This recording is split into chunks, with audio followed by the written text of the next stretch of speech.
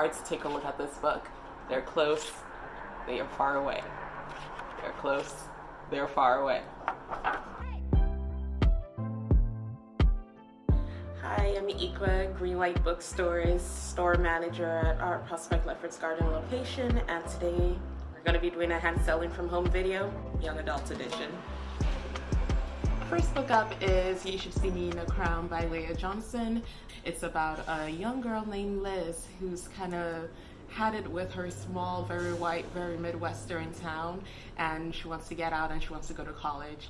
The thing is, the scholarship she was kind of banking on to do that has fallen through, and so she has to look outside the box and think of other alternatives.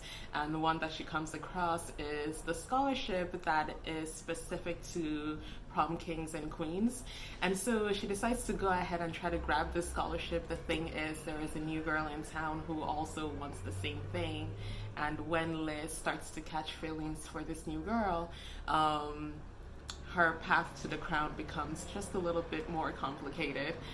This book is a lot of fun, and we are so lucky to host the author on June 4th for a virtual prom book reading event. I'm ready to go. Please take it away, Leah. Thank you so much, Jessica. Hey everybody, welcome to my kitchen prom. We're having a little prom in my home in Indiana. Next book up is The Girl of Fire and Thorns by Rae Carson. This book is one of my favorite trilogies, fantasy trilogies ever.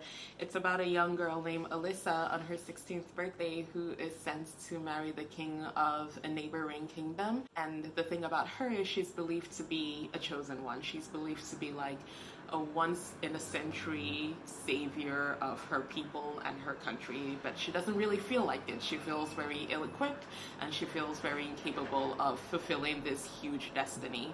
And then on her way to marry the king, she's kidnapped and she's kind of sucked into all these plots and treachery, and she goes on this quest, this hero's journey to save her people, and in the process discover who she is as a person.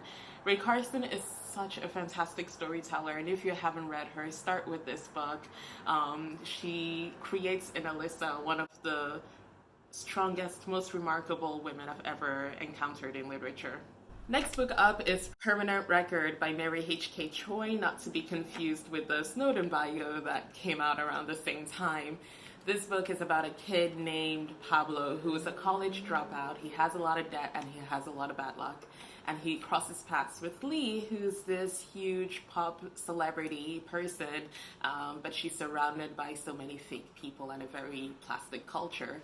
And one late night, their paths cross at a New York City bodega. This book is all about meeting the people and finding people who you're able to drop your pretenses with, people you don't have to put up any fronts with. And it would remind you a lot of high school and first love in a not traumatic way. This is a very fun book.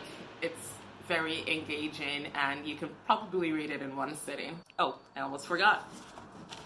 The cover is fantastic. If you are a person into cover arts, take a look at this book.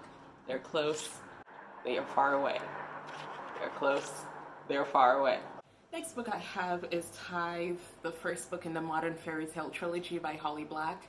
In this book we meet Kay, who is a teen who kind of travels around the country with her mom because her mom is in a band. And one night when her mother is attacked, the two go back home to New Jersey to live with Kay's grandmother. While there, Kay starts to see her childhood imaginations, which are these little sprites and fairies. And not only that, she starts to see brand new terrifying fairies, and she kind of gets sucked into the world of fairy. Now, the fairies of Holly Black's books are not the nice Tinkerbell cute ones. These ones are dark with twisted sense of humors and sly words, and they will take advantage of you if you let them. I feel so strongly about Holly Black that I would say go ahead and just grab the whole collected trilogy.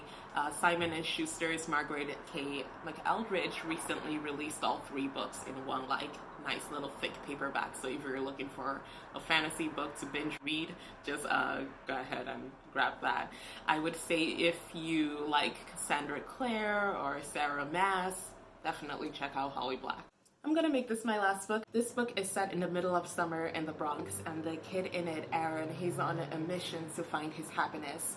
This is set in an alternate reality in which people's bad memories can be extracted, and when this memory extracting program opens up in Aaron's head, it's almost too good to be true.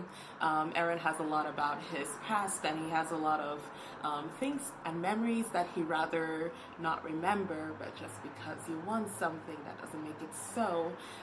This book is raw, and when it starts to spiral, it spirals hard. It was Adam Silvera's debut back in 2015, and it remains one of my favorites for the way it deals with trauma and queerness and loneliness and classism in small communities. If you haven't read this book yet, definitely pick it up. And there we have it. These are just 5 of my favorite young adult reads. Some of these items are available for curbside pickup at our locations. If they're not available for curbside, they are definitely available to be ordered on our website to be shipped directly to your door. Be sure to let us know which young adult books are time-tested, tried and true, that you really love. And thanks for watching.